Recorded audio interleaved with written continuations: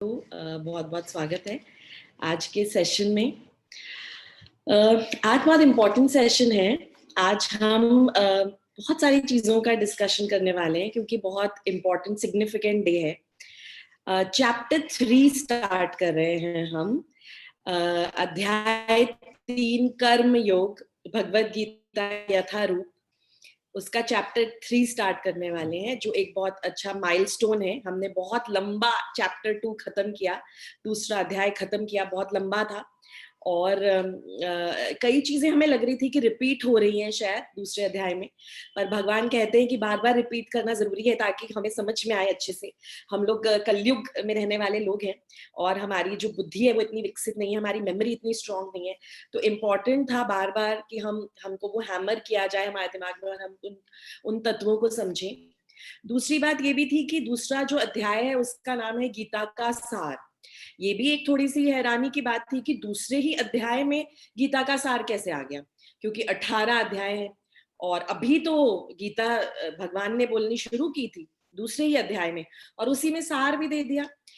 तो भगवान चाह रहे थे कि जो उनका प्लान है उसमें अर्जुन जल्दी से आगे बढ़े। अर्जुन तो बहुत लेथार्जिक हो रहे थे, बहुत लैमेंट कर रहे थे, रो रहे थे, परेशान हो रहे थे, कंफ्यूज हो रहे हैं और अर्जुन कह रहे हैं कि मैं तो लड़ूंगा ही नहीं। उन्होंने तो अपने अस्त्र शस्त्र सब नीचे रख दिए। तो भगवान कृष्ण ने सोचा जल्दी जल्दी फटाफट इसको ज्ञान दूं ताकि इसकी जो बुद्धि है वो सही से इसको बुद्धि वापस से इसको प्राप्त हो और ये लड़ने की बात करे, शुरू करे लड़ने की बात। इसीलिए भगवान ने क्या किया, पूरी भगवत गीता को फटाफट कंसाइज वे में पैक करके, इंस्टेंट का जमाना है ना आजकल तो वैसे, पर उस समय भगवान ने इंस्टेंटली सब कुछ की खिचड़ी पका के फटाफट जो जितने सारे योग हैं, कर्म योग और ज्ञान योग, अष्टांग योग, ध्यान योग, बुद्धि योग, भक्ति योग, सबकी जानकारी उन्होंने गीता के दूसरे अध्याय में दे दी ताकि अर्जुन को प्रोवोक कर सके और पुश कर सके एक्शन लेने के लिए। तो इसीलिए ये दूसरा अध्याय काफी लंबा था। अब हम आगे बढ़ रहे हैं कर्म योग की तरफ तीसरे अध्याय में। तीसरा अध्याय ऑलमोस्ट हाफ है दूसरे अध्याय का, तो हम जल्दी जल्दी आगे बढ़ेंगे। करीब 43 वर्सेस हैं इसमें। दूसरी चीज जो इम्पोर्टेंट आज जो हम डिस्कस करने वाले हैं, चैप्टर 3 तो हम इंट्रोड्यूस करेंगे ही, पर दूसरी इंपॉर्टेंट चीज जो हम डिस्कस करने वाले हैं वो है गीता जयंती। ये अगेन बहुत महत्वपूर्ण मंथ है। हमने सुना, हमने चातुर्मास के बारे में सुना, फिर हमने पुरुषोत्तम मास की गरिमा सुनी, उसकी ग्लोरी सुनी, फिर हमने कार्तिक मंथ की ग्लोरी सुनी। अब आप सोच रहे होंगे अब हो गया सब, अब नॉर्मल मंथ चल रहा है। नहीं, पर ये भी एक बहुत इंपॉर्टेंट मंथ है और ये मार्ग शीर्ष मंथ है और ये गीता जयंती मंथ है। और गीता जयंती क्यों बोला जा रहा है? गीता एकमात्र एक ऐसा ग्रंथ है जिसकी जयंती मनाई जाती है। और क्यों मना रहे हैं? क्योंकि इसी महीने में, इसी मार्ग शीर्ष महीने में मोक्षदा एकादशी के दिन, जो अगली एकादशी आएगी शुक्ल पक्ष में, मोक्षदा एकादशी के दिन भगवान ने ये ज्ञान अर्जुन को दिया था। उस दिन भगवान ने ज्ञान अर्जुन को दिया था। तो ये बहुत महत्वपूर्ण महीना है हमारे लिए। हम तो भगवत गीता क्लास अटेंड कर रहे हैं, भगवत गीता पढ़ रहे हैं, सुन रहे हैं, समझ रहे हैं, कोशिश कर रहे हैं कि भगवत गीता की जो टीचिंग्स हैं उसको अपनी लाइफ में कर सके इम्प्लीमेंट। तो गीता जयंती तो हमारे लिए कितना इंपॉर्टेंट मंथ है। इसी मंथ में भगवान ने भगवत गीता बोली, तो हमारा क्या रिस्पॉन्सिबिलिटी है इस मंथ में, हमारा क्या एक्शन है? हर मंथ में हम कुछ ना कुछ एक्शन प्लान बनाते हैं ना, ये करेंगे, ये करेंगे, ये करेंगे, टारगेट्स बनाते हैं। टारगेट्स बनाना बहुत अच्छा इंपॉर्टेंट है क्योंकि टारगेट्स बनाएंगे तो ही आगे बढ़ पाएंगे, नहीं तो हर रोज हमारे पास और बहुत से काम आ जाते हैं, बहुत सी ऐसी ड्यूटीज आ जाती हैं जो हमें करनी पड़ती हैं। तो इस एकादशी के बारे में भी हम बात करेंगे, मोक्षदा एकादशी के बारे में थोड़ी सी चर्चा करेंगे कि क्यों हमारे लिए इम्पोर्टेंट है ये मंथ गीता जयंती और हमें क्या करना चाहिए। अगेन आपके लिए एक्शन प्लान आएगा। तीसरा इंपॉर्टेंट टॉपिक जिसके बारे में हम बात करने वाले हैं वो है कल की एकादशी। जो कल की एकादशी है वो है उत्पन्ना एकादशी। उत्पन्ना एकादशी ये कृष्ण पक्ष में आ रही है, और मोक्षदा एकादशी जो है शुक्ल पक्ष में आती है। 2 एकादशी आती है मंथ में। तो इस महीने में दोनों एकादशी बहुत सिग्निफिकेंट है, बहुत इंपॉर्टेंट है। तो हमें याद रखना है, ध्यान रखना है, एकादशी का फास्ट रखना है। याद रखिए, एकादशी का मतलब ये नहीं है कि बिल्कुल कुछ ना खाए, बहुत कुछ खा सकते हैं। मैं आपको बताऊंगी क्या क्या आप खा सकते हैं, तो घबराइएगा मत। पर एकादशी का व्रत हम सबको जरूर रखना है। कल उत्पन्ना एकादशी है, तो इसका क्या सिग्निफिकेंस है वो भी आपको बताऊंगी। तो 3 चीजें मैंने आपको बताई। आज हम 3 चीजों पे चर्चा करने वाले हैं। चैप्टर 3 अध्याय 3 भगवत गीता यथारूप कर्म योग की शुरुआत करेंगे। इसमें भगवान क्या कहना चाह रहे हैं, अर्जुन को क्या बताना चाह रहे हैं। दूसरी इंपॉर्टेंट चीज, हम गीता जयंती, ये जो मंथ है, गीता जयंती मंथ, इसके बारे में डिस्कस करेंगे कि इसमें हमारा एक्शन प्लान क्या होना चाहिए। और तीसरा टॉपिक होगा आज हमारा, वो होगा कल की एकादशी, उत्पन्ना एकादशी। उसकी क्या गरिमा है, उसकी क्या महिमा है, और हमें वो एकादशी क्यों रखनी है और कैसे रखनी है, वो भी मैं आपको बताऊंगी। ऑफ कोर्स कुछ भी प्रश्न हो तो आप फटाफट जरूर पूछ लीजिएगा, किसी भी डाउट में मत रहिएगा। पर कल की एकादशी सबको रखनी है, ये याद रखिएगा। तो शुरू करते हैं आज का सेशन, जो इम्पोर्टेंट सेशन है। बहुत सारी चीजें आज आपको जानने को मिलेंगी और आप बहुत सारे प्रश्न भी पूछ सकते हैं। ओम नमो भगवते वासुदेवाय। ओम नमो भगवते वासुदेवाय। ओम नमो भगवते वासुदेवाय। तो आज का सत्र शुरू करते हैं, और यहाँ मैं आपको बताना चाहूंगी कि आज हम बात करने वाले हैं अध्याय 3 की। अध्याय 3 बात करता है कर्म योग की। कर्म योग की बात करता है अध्याय 3। अब कर्म योग क्या है पहले हम समझ लें। पहले हम थोड़ा सा डिस्कस कर ले, जो अध्याय 2 में जो इतने सारे श्लोक हमने पढ़े और सुने, उसमें भगवान ने क्या बताया अर्जुन को। तो भगवान ने पहले तो इंस्टेंटली सारा कुछ पैक कर दिया। पूरी भगवत गीता जो 18 अध्याय में जो भगवान ज्ञान देना चाह रहे थे, सारे ज्ञान को पहले तो पैक कर दिया था दूसरे अध्याय में। क्योंकि भगवान ने कर्म की बात की, भगवान ने सांख्य योग की बात की, भगवान ने ज्ञान दिया अर्जुन को। तो बहुत सारी बातें की भगवान ने दूसरे अध्याय में, बहुत सी बातें की। अब ये बातें करने के बाद समझ में क्या आया अर्जुन को, वो हम देखना चाहेंगे कि अर्जुन को क्या समझ में आया। मैं 1 मिनट लोगों को एडमिट कर लूं, सॉरी। तो इसमें अर्जुन ने क्या समझा वो बहुत जरूरी था। जी, अर्जुन ने इसमें क्या समझा वो बहुत जरूरी है। और अर्जुन अभी कौन सी कगार पे है, क्या क्या स्टेप आगे अर्जुन लेने वाले हैं। तो कर्म योग अगर मैं आपको समझाऊं, आपसे डिस्कस करूं, तो योग का मतलब, योग जो शब्द है वो संस्कृत शब्द युज से आता है, और युज का मतलब है कनेक्ट होना, जुड़ना। तो किस योग का मतलब है भगवान से जुड़ना। किस भी तरीके से हम भगवान से जुड़े वो योग है। इस तरह से अलग अलग तरीके के योग भगवान कृष्ण ने बताए। अगर हम अपने कर्मों के द्वारा भगवान से जुड़ते हैं तो वो कर्म योग होता है। अगर हम अपनी बुद्धि के द्वारा भगवान से जुड़ते हैं तो बुद्धि योग कहलाता है। अगर हम ध्यान लगा के मेडिटेट करके भगवान से जुड़ने की कोशिश करते हैं तो वो ध्यान योग है। अगर हम ज्ञान ज्ञान प्राप्त करके भगवान से जुड़ने की कोशिश करें तो वो ज्ञान योग कहलाता है। और आज की दुनिया में जो योग बहुत फेमस है, जो योगा क्लासेस हम मोहल्ले मोहल्ले गली गली हर घर घर में देखते हैं, वो योग है हठ योग या अष्टांग योग। अष्टांग योग योग में 8 तरह की पद्धतियां आती हैं। उसमें यम नियम प्राणायाम ध्यान धारणा आसन सब आता है। तो उस योग का एक पार्ट है ये वाला योग जो हम आजकल देखते हैं। तो वो रियल योग, वो योग नहीं है जिसके भगवान ने भगवत गीता में बात की। अगर आप वो योग करते हैं और अपनी बॉडी को अलाइन करते हैं भगवान के साथ, तो वो सही योग है।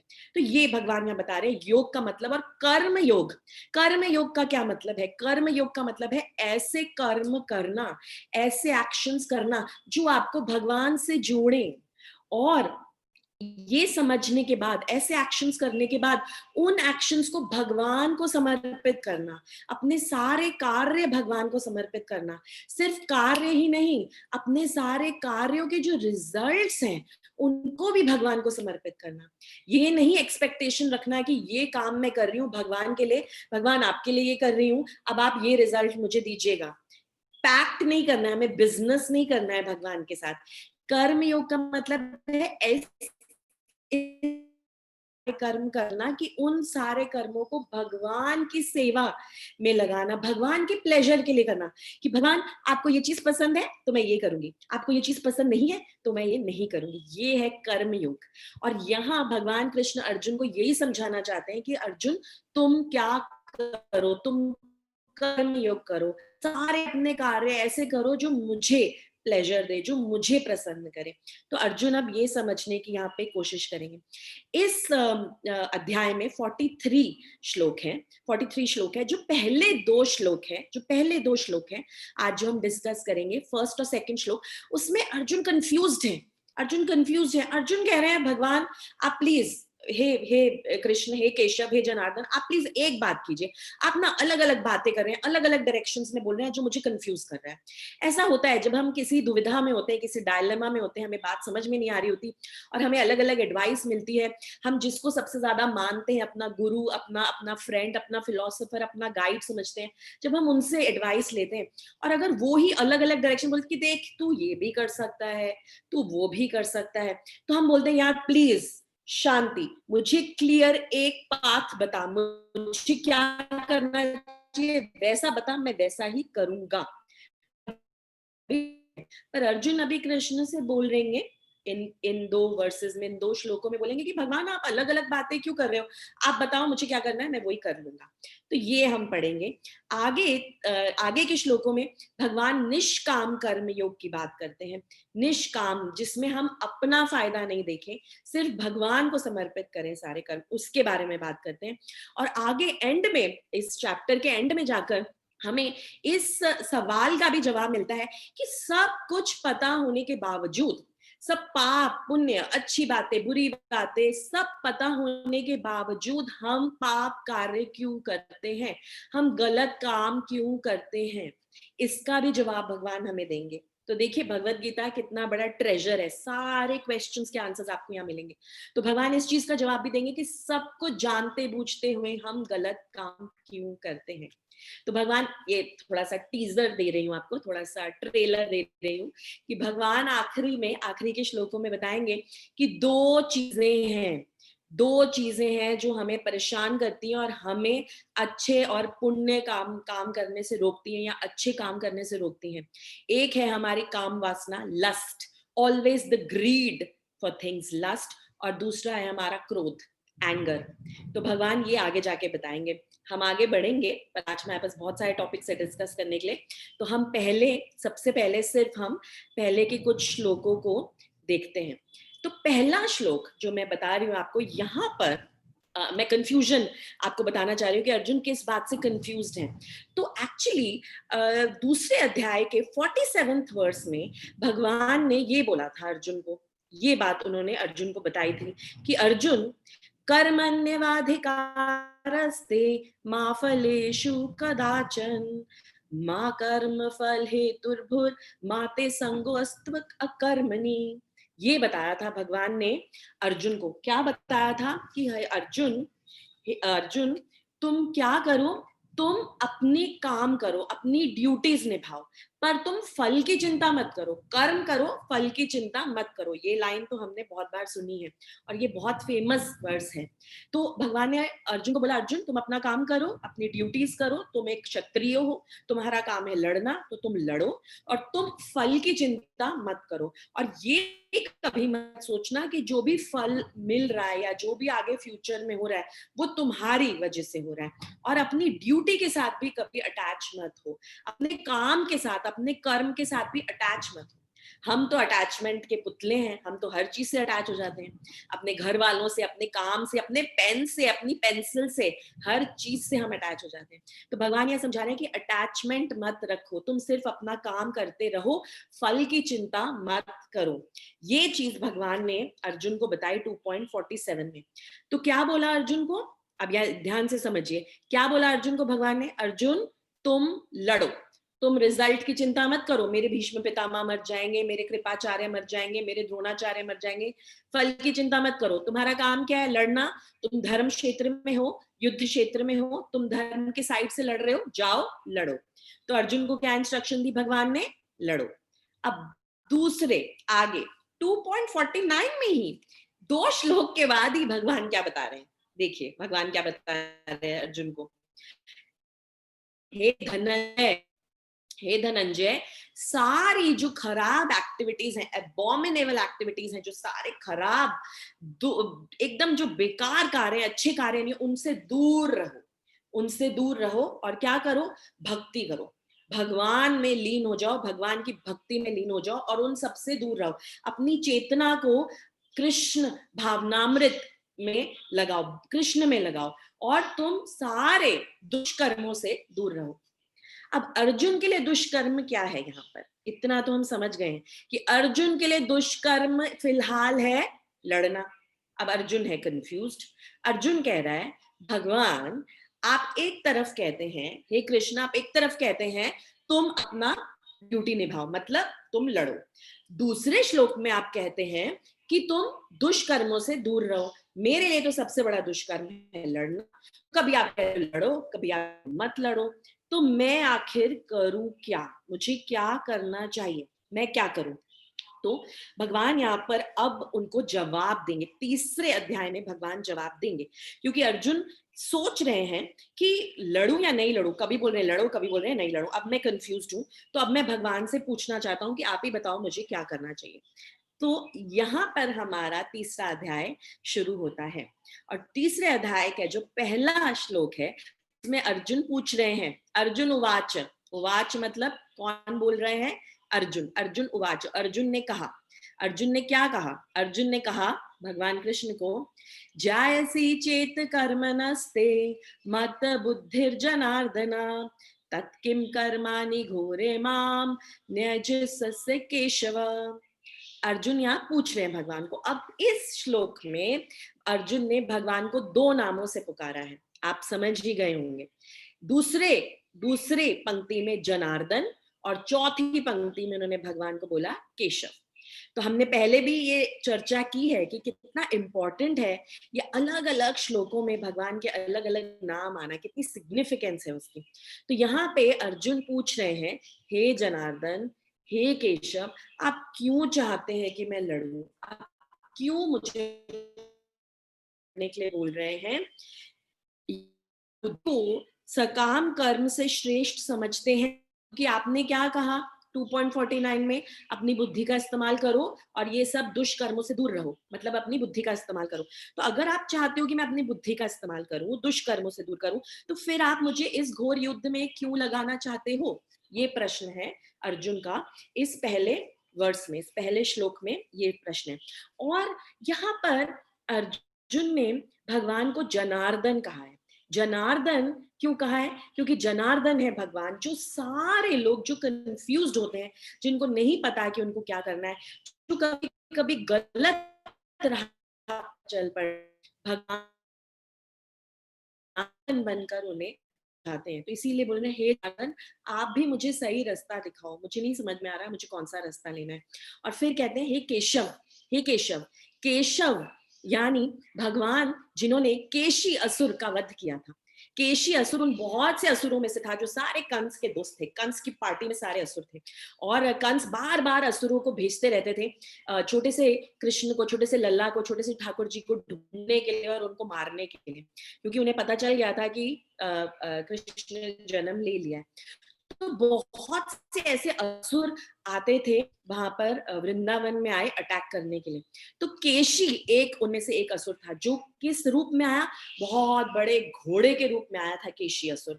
और केशी घाट पर, वृंदावन में बहुत ही सुंदर स्थल है केशी घाट, वहां पर भगवान ने केशी असुर का वध किया था। तो यहाँ पर अर्जुन बोल रहे हैं, जिस तरह से आपने केशी असुर का वध किया, उसी तरीके से मेरी कंफ्यूजन का भी वध कीजिए, मेरी मिसअंडरस्टैंडिंग का भी वध कीजिए, और मुझे बताइए कि मुझे क्या करना चाहिए। मुझे अपनी बुद्धि का इस्तेमाल करूं, ना लड़ूं, या फिर मैं अपना कर्म करूं, अपनी ड्यूटी निभाऊं और मैं लड़ूं, मैं करूं क्या, मुझे क्या करना चाहिए। ये यहाँ पर भगवान से अर्जुन पूछ रहे हैं कि मुझे करना क्या चाहिए। तो अर्जुन एक्चुअली लड़ना नहीं चाहते, ये तो हम सब जानते हैं कि अर्जुन लड़ना नहीं चाहते। तो अर्जुन अलग अलग तरीके ढूंढ रहे हैं इस लड़ने से भागने के। ही वॉन्ट्स टू अवॉइड, वो अवॉइड करना चाहते हैं लड़ना। तो वो कह रहे हैं कि अब मैं अपनी बुद्धि का इस्तेमाल करता हूँ। आपने 2.49 में कहा है कि भगवान को सरेंडर करो, बिल्कुल अपने आप को सरेंडर कर दो और कोई कार्य करने की जरूरत नहीं है, भगवान की भक्ति करो। तो अर्जुन यहाँ क्या बताने की कोशिश कर रहे हैं कि भक्ति का मतलब है कोई काम मत करो, निष्क्रिय हो जाओ, इन एक्शन, कोई काम मत करो, सिर्फ भक्ति करो भगवान की, भगवान के बारे में सोचो, भगवान के बारे में उनका चिंतन करो, उनकी कथा सुनो और बस भगवान में लीन हो जाओ। तो अर्जुन यहाँ से बहुत शातिर दिमाग लगाकर यहाँ से भागने की कोशिश करें। तो ठीक है, मैं आपकी बात सुन लेता हूँ, और मैं आप में ही आपका ही चिंतन करूंगा, और मुझे इस लड़ने से मुक्ति मिल जाएगी, ऐसा बोलते हैं। और अगर आप देखें तो हम सब का भी कभी ना कभी ऐसी ही मंशा थी, ऐसी ही सोच थी। हम भी ऐसे सोचते हैं कई बार। ये लोग जो भक्त बन जाते हैं ना, रहने लग जाते हैं फिर मंदिरों में, कोई काम इनको करना नहीं होता है। कोई काम करो तो पता चले लाइफ कितनी टफ है। बिना काम किए तो क्या लाइफ टफ है, बिना काम किए बैठे रहते हैं टेम्पल में, थोड़ा सा जप कर लेते हैं, थोड़ा सा भजन कीर्तन कर लेते हैं, और बस हो गया काम, बड़ी अच्छी लाइफ है इनकी, ऐसा हम सोचते हैं। पर ऐसा है नहीं। और इसी बात को कृष्ण यहाँ पर समझाने वाले हैं कि एक्चुअली भगवान की भक्ति करना कितना डिफिकल्ट है, और क्या क्या करना पड़ता है जब हम भगवान की भक्ति करते हैं। और इसका मतलब निष्क्रिय होना और अपने काम छोड़ देना, अपनी ड्यूटीज छोड़ देना तो बिल्कुल भी नहीं है। इनफैक्ट होता क्या है कि हम लोगों को भगवान ने ऐसा बोला है, अपना काम करो, जो आपकी ड्यूटी है, 7 घंटे 8 घंटे की जो भी ड्यूटी है वो करो, बस उसके बाद कृष्ण को समर्पित हो जाओ। उसके बाद फल की चिंता मत करो कि मैंने इतना काम किया, अब मुझे प्रमोशन मिलनी चाहिए, अब मुझे इतना रेज मिलना चाहिए, मुझे इतना इंसेंटिव मिलना चाहिए। काम करो अपना, जो आपको ड्यूटी दी गई है वो अपना काम करो, और फिर फल की चिंता मत करो, फिर भगवान का बाकी के समय में भगवान का भजन करो, भगवान को समर्पित हो जाओ। बट प्रॉब्लम क्या है, हम लोग तो सेटिस्फाइड रहते नहीं है। 8 घंटे की जॉब के बाद, बिजनेस के बाद, 10 घंटे काम करने के बाद हमारी एक्सपेक्टेशन ये है कि हमें बहुत कुछ मिले। हम वो काम अपनी ड्यूटी समझ के नहीं कर रहे हैं, हम बहुत ऑब्लिगेटेड फील करते हैं, मैंने इतना काम किया, इसके लिए मुझे ये सब तो मिलना ही चाहिए, इतना मुझे रेम्यूनरेशन तो मिलना ही चाहिए। हम ऐसा सोचते हैं। और हम ये भी सोचते हैं कि हम जितना ज्यादा काम करेंगे उतना ज्यादा हमें रिटर्न मिलेगा, और जितना ज्यादा रिटर्न मिलेगा उतनी हमारी पूजा, लाभ, प्रतिष्ठा, हमारा जो प्रेज है, हमारी जो प्रतिष्ठा है वो बढ़ेगी, ऐसा हम सोचते हैं। पर हम ये भूल जाते हैं कि उस एक्स्ट्रा वर्क और उस हार्ड वर्क करने के चक्कर में, एक्स्ट्रा वर्क, एक्स्ट्रा कमाने के चक्कर में हम इतने और गलत काम कर देते हैं कि जो भी हमने एक्चुअल काम किया है ना, उसका रिएक्शन हमें काफी बुरा मिलने लगता है। तो हमारा एक्शन का रिएक्शन उससे दुगना हमें मिलने लग जाता है, और हम उस रिएक्शन को खत्म करने के लिए फिर हमें और एक्शन करने पड़ते हैं। तो एक लेक्चर में सुन रही थी, उसमें महाराज बता रहे थे, भक्ति रसामृत स्वामी महाराज बता रहे थे कि एक बार वो रिक्शा में कहीं ट्रैवल कर रहे थे, और रिक्शा वाले ने उनसे जो भी रेट था, सपोज 50 रुपए उनको लेने थे, तो रिक्शा वाले ने उनसे 10 रुपए ज्यादा मांगे। तो थोड़ा सा आर्ग्यूमेंट हुआ, बहस हुई, और उन्होंने कहा कि तुम तो मुझसे ज्यादा ले रहे हो, तुम देख नहीं रहे, मैं तो सन्यासी हूँ, और मेरे पास तो वैसे भी इतना धन नहीं है, इतनी लक्ष्मी नहीं है, और तुम मुझसे ज्यादा ले रहे हो। तो ऐसा बोलो, तो रिक्शा वाला क्या बोलता है कि आप लोग तो ऐसा ही बोलते हैं, सब होता है, आपके पास 10 रुपए में आपको इतनी परेशानी हो रही है हमें देने में। तो फिर यहाँ पर महाराज ने उनको समझाया कि देखो, अगर तुम 10 रुपए ज्यादा लोगे ना, जो तुम्हारे हक के नहीं है। तुम अगर कपटता से 10 रुपए ज्यादा लोगे तो तुम जानते हो 100 रुपए तुम्हारे निकल जाएंगे और तुम्हें समझ भी नहीं आएगा कि कैसे तुम्हारे वो 100 रुपए निकल गए। तो वो रिक्शा वाला एक्चुअली इतना घबरा गया कि फ्री में उसने महाराज को बोला आप जाइए जाइए, मुझे आपसे कोई लक्ष्मी लेनी ही नहीं है। वो इतना घबरा गया ये सोच के कि अब मेरे अगर 100 रुपए निकल गए और मुझे समझ में भी नहीं आएगा तो मैं क्या करूंगा, वो इतना डर गया।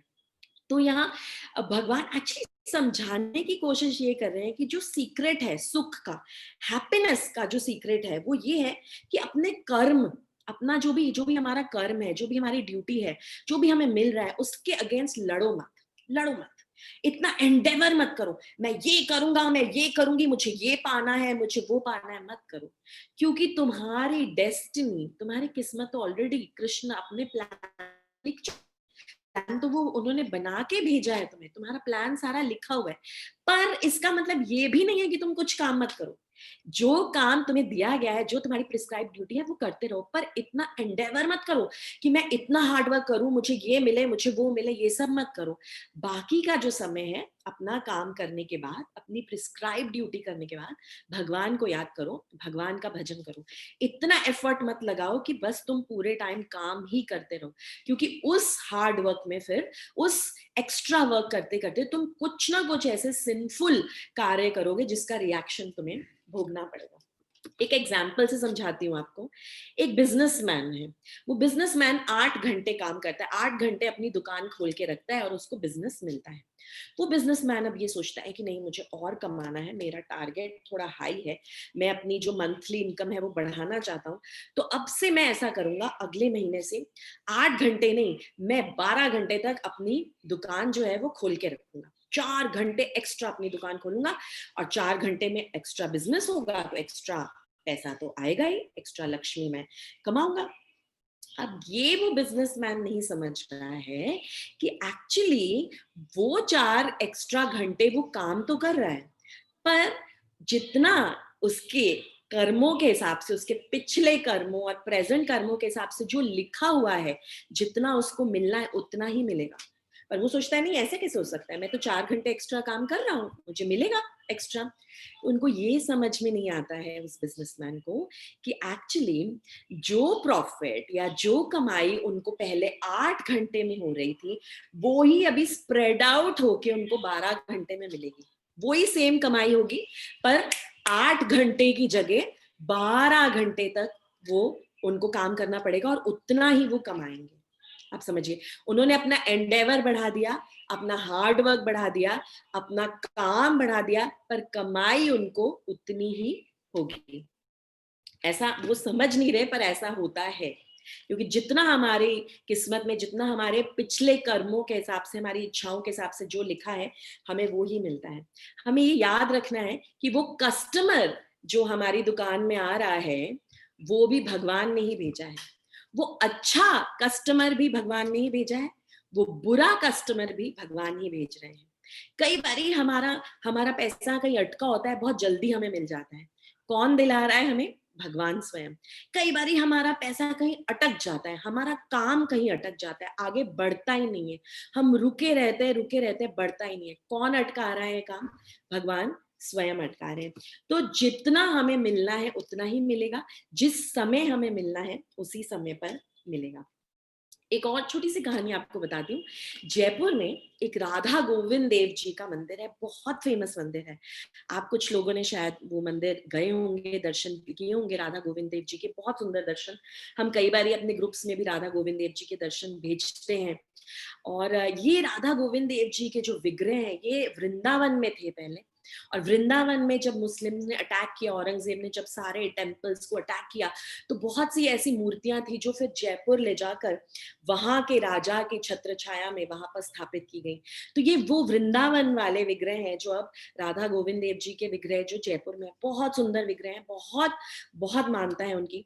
सुबह 5 सवा 5 बजे जब वहां मंगला आरती होती है तो वहां पे आपको रोड्स ब्लॉक मिलेंगे, ट्रैफिक जैम मिलेगा, क्योंकि इतने सारे लोग हैं जो अपना काम हर रोज शुरू करने से पहले भगवान श्री राधा गोविंद देव जी के दर्शन करते हैं और तभी अपने काम पर जाते हैं। तो एक ऐसे ही व्यवसायी बिजनेसमैन थे, जयपुर में, जो रोज राधा गोविंद जी के दर्शन करने जाया करते थे। एक दिन वो दर्शन करने गए और वहां पर उनको एक मैसेज मिला कि उनकी जो फैक्ट्री है वहां पर आग लग गई है। तो बहुत विचलित हो गए वो, क्योंकि फैक्ट्री उनकी बहुत बड़ी थी, बहुत सारा सामान था फैक्ट्री में, बहुत सारा माल था उनका जो फैक्ट्री में था। तो वो दर्शन नहीं कर पाए अच्छे से उस दिन, और भागना पड़ा उनको।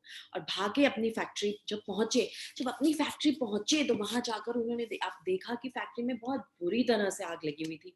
मतलब फैक्ट्री के अंदर ऑलमोस्ट 2 करोड़ का सामान था उनका, पर सब जल के राख हो रहा था। और उन्होंने देख लिया कि एम्बुलेंस आए, पुलिस आए, कितने भी लोग आ जाएं, पर इसको अब बचाया नहीं जा सकता, ये उनके हाथों से बात निकल चुकी थी। तो उस व्यवसायी ने, उस बिजनेसमैन ने क्या किया, देखा, 5 मिनट इधर उधर समझा, सिचुएशन को समझा, और फिर वो वापस मंदिर चले गए दर्शन करने के लिए। तो उनके रिश्तेदारों ने बोला, क्या कर रहे हो तुम, देख नहीं रहे कितनी बड़ी विपदा आन पड़ी है, आगे क्या होगा पता नहीं, तुम वापस मंदिर कैसे जा सकते हो। तो उनका कहना था कि अभी जो ये हो रहा है मैं उसमें कुछ कर नहीं सकता, ये भगवान की मर्जी है। इस जिस तरह से ये यहाँ आग लगी है, कोई इस आग से किसी भी चीज को, किसी भी सामान को बचा नहीं पाएगा। तो इससे अच्छा है कि मैं वापस जाके भगवान के दर्शन ही कर लूं, क्योंकि भगवान के दर्शन मैंने अच्छे से किए नहीं थे, मेरे कंट्रोल के बाहर है ये चीज। और भगवान के हाथ में है, वो जनार्दन, वो केशव, वो मुरारी, वो जो ठाकुर जी हैं उनके हाथ में, उन्होंने ही दिया था और उन्होंने ही वापस ले लिया है। तो हमें विचलित होने की जरूरत नहीं है। तो यहाँ भगवान अर्जुन को यही समझाने की कोशिश करें, अपना कर्म करो, आगे चिंता मत करो क्या होगा क्या नहीं होगा, उसके लिए मैं बैठा हूँ, मेरे पास पूरा प्लान है। तो ज्यादा ओवर स्मार्ट बनने की कोशिश मत करो, जो करना है प्लान के हिसाब से चलते रहो और काम करते रहो। ऐसा भगवान उनको बताने की कोशिश कर रहे हैं, और बोल रहे हैं कि जो रिजल्ट है, जो जो रिएक्शंस हैं, जो रिजल्ट है, वो सिर्फ तुम्हारे प्रेजेंट कर्मों पर आधारित नहीं है, तुम्हारे पिछले कर्मों पर भी आधारित है।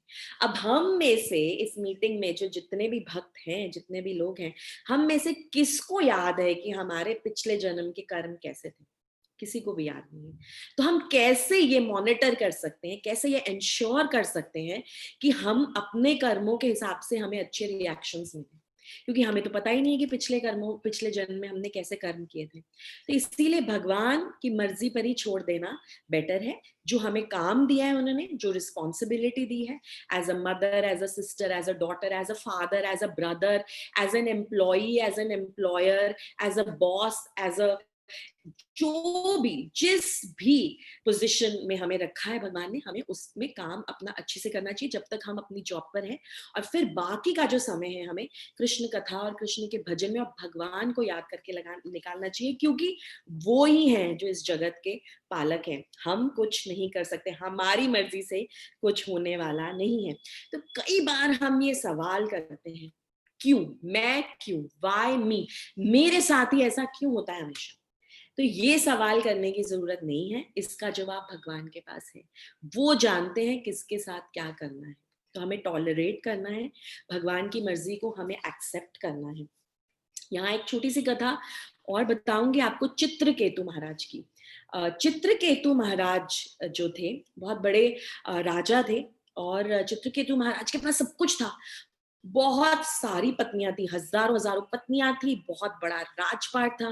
सिर्फ एक चीज की कमी कमी थी, उनके पास कोई पुत्र नहीं था। तो उन्होंने बहुत तपस्या की, बहुत भगवान की बहुत पूजा अर्चना की, बहुत तपस्या करके उन्होंने पुत्र मांगा भगवान से। और 2 ऋषि गण उनसे मिलने आए, अंगीरा ऋषि और नारद मुनि। ये 2 ऋषि उनसे मिलने आए, और दोनों ऋषियों की उन्होंने बहुत सेवा की, और उनसे कहा, मैं एक ही चीज मांगता हूँ, मुझे पुत्र चाहिए। तो ऋषियों ने समझाया कि देखिए, आपके कर्मों के हिसाब से आपकी जो डेस्टिनी है उसमें पुत्र प्राप्ति नहीं लिखा है आपके लिए। पर उन्होंने बहुत याचना की और बोला कि प्लीज, मैंने आपकी बहुत सेवा की है, मैं बहुत सेवा करूंगा, पर प्लीज मुझे पुत्र की प्राप्ति, अब मुझे पुत्र चाहिए, मुझे सिर्फ एक ही चीज चाहिए। तो अंगिरा मुनि और नारद मुनि ने उन्हें कहा कि ठीक है, आपको पुत्र की प्राप्ति होगी, और पुत्र का नाम होगा हर्ष शोक। अब आप हर्ष शोक नाम से ही समझ सकते हैं कि जो दोनों ऋषि थे वो क्या बताने की कोशिश कर रहे थे, कि ये पुत्र तुम्हें बहुत सारा हर्ष भी देगा, बहुत सारी खुशी भी देगा, पर बहुत सा दुख भी देगा। पर जब हमें कोई चीज़ चाहिए होती है ना, तब हम ये सब चीज़ों को एकदम नज़रअंदाज कर देते हैं। तो राजा ने कहा देखा जाएगा, सारे पुत्र, सारे बच्चों बच्चों से माँ-बाप को कुछ ना कुछ दुःख तो मिलता ही है। तो कोई बात नहीं, मैं उसको हैंडल कर लूँगा, I will deal with that, पर अभी मुझे पुत्र चाहिए। तो उन्हें पुत्र की प्राप्ति होती है, बहुत उत्सव होता है, बहुत खुश होते हैं, बहुत बहुत सेलिब्रेशंस होती हैं और वो पुत्र उनको प्राप्त होता है हर्ष शोक नाम का। अब आगे जाके क्या होता है कि क्योंकि चित्रकेतु राजा की बहुत सी रानियाँ थी, जैसे मैंने बोला आपको हज़ारों रानियाँ थी उनकी और इतनी सारी रानियाँ सिर्फ़ इसलिए थी क्योंकि वो पुत्र प्राप्त करना चाहते थे और किसी रानी से उनको पुत्र प्राप्त नहीं हुआ था। तो जब एक रानी से जब उनको ये पुत्र प्राप्त होता है हर्षशोक, जो दूसरी रानियाँ हैं, वो बहुत, बहुत, बहुत जेलस हो जाती हैं और एक बार छोटे से शिशु हर्षशोक को ज़हर दे देती है और उसकी मृत्यु हो जाती है। जब उसकी मृत्यु होती है तो बहुत शोक मनाते हैं राजा चित्रकेतु और उनकी जो पत्नी होती है, जो रानी जिससे उनको पुत्र प्राप्त हुआ होता है हर्षशोक, वो बहुत विलाप करती हैं, बहुत विलाप करती हैं, बहुत रोती हैं और भगवान को बहुत ब्लेम करती हैं कि आपकी वजह से ये सब हुआ है। एक तो मैंने इतना मांगा, इतना मांगा और इतनी मुश्किल से मुझे पुत्र प्राप्त हुआ। किसने पुत्र दिया वो तो हम भूल गए कि भगवान का ही वरदान था वो। पर उनकी पत्नी ऐसे बोलती कि मुझे इतनी मुश्किलों से पुत्र की प्राप्ति हुई और अब आपने उसको भी मुझसे छीन लिया। आप बहुत निर्दयी हैं और अब मुझे मुझे समझ में नहीं आता कि आप इतने कठोर दिल के कैसे हो सकते हैं। इस तरह का वार्तालाप उन्होंने भगवान के साथ किया। चित्रकेतु महाराज भी बहुत परेशान थे, बहुत दुखी थे। तो उनका ये शोक देखकर, उनका ये विलाप देखकर अंगिरा मुनि वापस आते हैं। अंगिरा मुनि वापस आते हैं, नारद मुनि वापस आते हैं और कहते हैं कि हमने आपको पहले ही कहा था। पर उनको इतना शोक करते हुए देखकर वो क्या करते हैं, वो हर्ष शोक की आत्मा को वापस बुलाते हैं। हर्ष शोक की जो बॉडी है वो वहां पे पड़ी हुई है, वो लेटे हुए हैं वहां पर और उन्होंने अपना जो ये जो शरीर है वो त्याग दिया है। तो हर्ष शोक की आत्मा को बुलाते हैं, हर्ष शोक की आत्मा को बुलाते हैं और कहते हैं कि आप क्यों इतनी जल्दी चले गए, आप देखिए आपके माँ बाप कितना रो रहे हैं, कितना विलाप कर रहे हैं। वो नहीं चाहते, इतनी मुश्किलों से उन्होंने आपको प्राप्त किया था, आप मत जाइए, अभी आप वापस आ जाइए, अपने माँ बाप के पास वापस आ जाइए, वो आपके बिना नहीं रह पाएंगे। हर्ष शोक क्या जवाब देते हैं?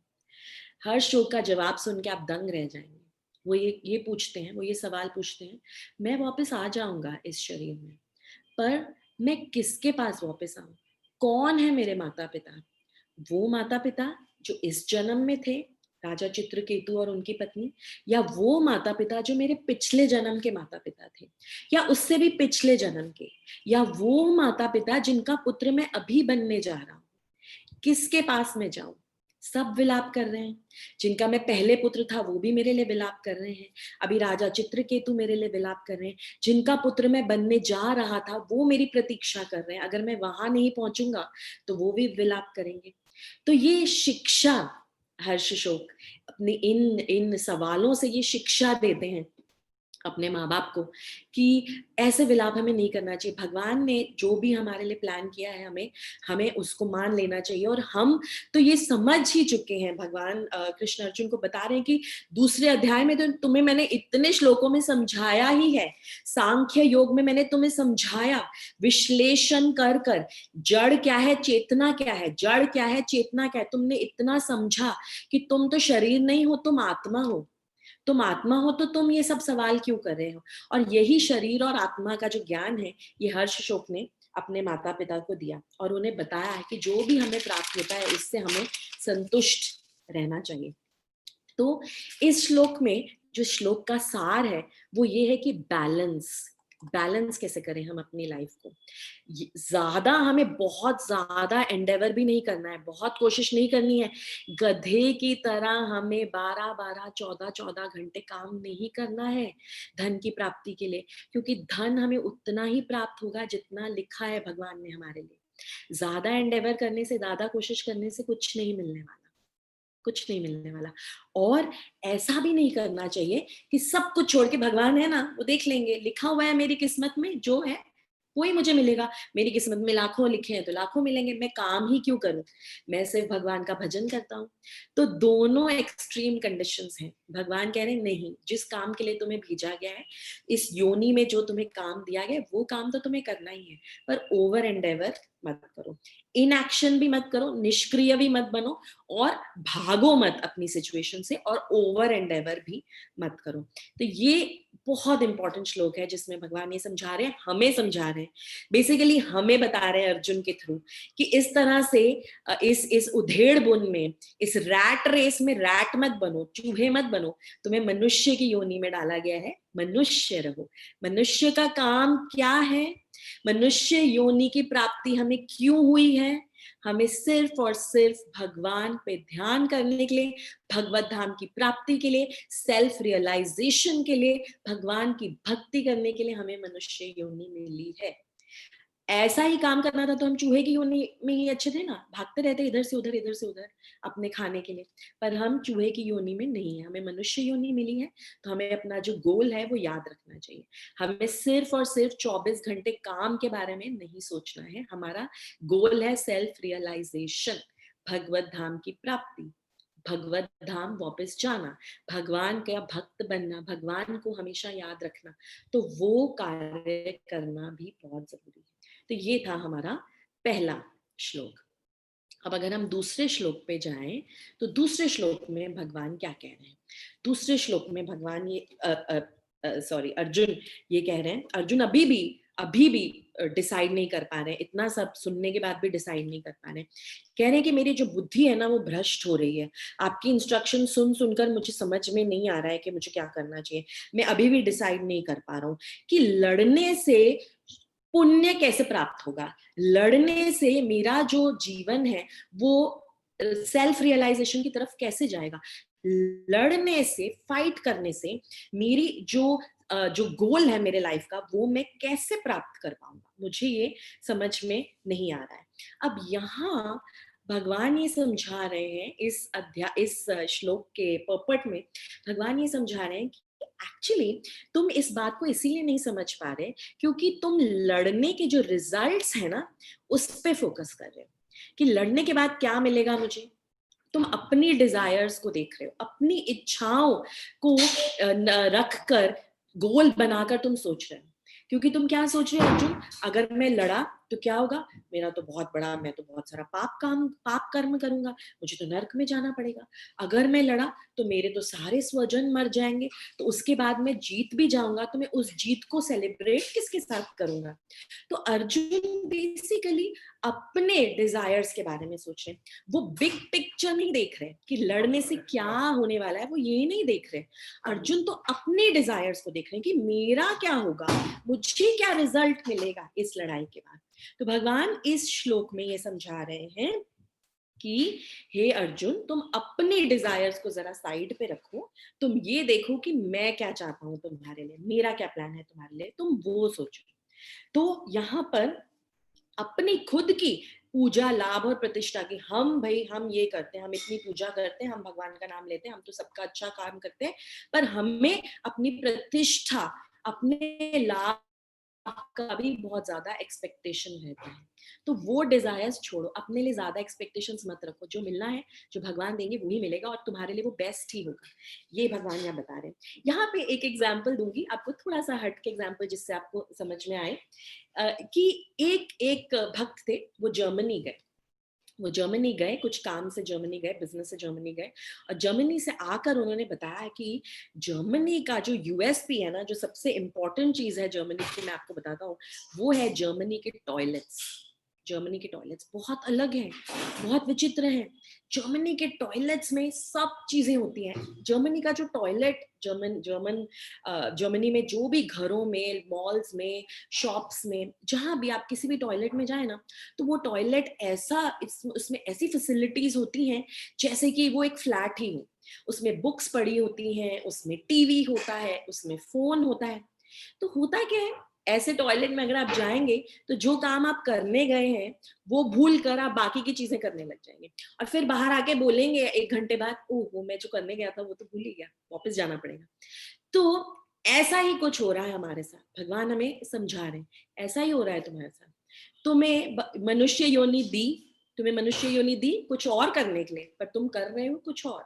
तो तुम ये मायावी जाल में फंस के जो सारे कंफर्ट्स हैं, जो सारे लग्जरीज हैं, जो सारे फैसिलिटीज हैं, उनसे तुम एकदम अट्रैक्ट होकर, टेम्प्ट होकर जो अपना गोल है उसको मत भूलो। टॉयलेट में जो करने गए थे वो करो और बाहर निकलो टाइम पे। बाकी की सारी चीजों में अपना टाइम वेस्ट मत करो। तुम इस जीवन को व्यर्थ जाने दोगे अगर तुम ऐसा करोगे तो हमारा ये जो जीवन है वो सिर्फ और सिर्फ जिज्ञासा के लिए बना है। Question question question question. हम क्यों आए यहाँ पर, हम क्यों मरते हैं, लोग क्यों मरते हैं, लोग कुछ जल्दी क्यों मरते हैं, लोगों का काम क्या है, हमें क्या करना चाहिए इस लाइफ में आके, ये जिज्ञासा करो। This is your work. बाकी की योनियां ये जिज्ञासा नहीं कर सकती। ये जिज्ञासा करो और इंद्रिय प्रीति, इंद्रिय प्रीति, अपने सेंसेस से अट्रैक्टेड मत रहो। बहुत सारी चीजें तुम्हें लुभाएंगी यहाँ पर। अपने गोल से डिगो मत, अपने गोल से डिस्ट्रैक्ट मत हो। तो उस जर्मनी के टॉयलेट जैसे जाकर जो टॉयलेट में जाके जो करना है वो करो और बाहर निकलो, डिस्ट्रैक्ट मत हो। भगवान की ही सारी एनर्जीज हैं ये जो तुम्हें डिस्ट्रैक्ट करना चाहती हैं, पर तुम्हें भगवान को याद करते हुए स्ट्रॉन्ग रहना है और तत्व जिज्ञासा करनी है। और जो हम सब भक्त हैं ना, जो हम सब जुड़े हुए हैं आपस में, क्योंकि हम जुड़ के क्या करते हैं, हम कृष्ण कथा करते हैं, हम एक दूसरे से सीखना चाहते हैं। तो ये जो हम सब जो भक्त हैं ना, हमारा एक बहुत इंपॉर्टेंट रोल है। ये रोल भी आज आप सुन लीजिए कि आपका क्या रोल है। शायद आपको पता नहीं होगा, आप ये रोल निभा रहे हैं पर आपको शायद पता नहीं होगा, और पता होने के बाद शायद आप रोल को अच्छे से निभा पाए। आपका रोल क्या है? आप भगवान के सेक्रेटरी हैं। जो भी कोई भी हेड होता है कंपनी का, उसके सेक्रेटरी का क्या काम होता है? उसके सेक्रेटरी का क्या काम होता है? जो भी उसका हेड या बॉस बोलता है वो बाकी लोगों को इंफॉर्मेशन देना, इंस्ट्रक्शंस देना, आगे वो इंफॉर्मेशन पास करना। तो हम सब जो भक्त है ना, भगवान के सेक्रेटरी हैं। इसीलिए भगवान अर्जुन को कहते हैं कि अर्जुन, मेरा जो भक्त है ना वो उसका कभी नाश नहीं होगा, कभी नाश नहीं होगा।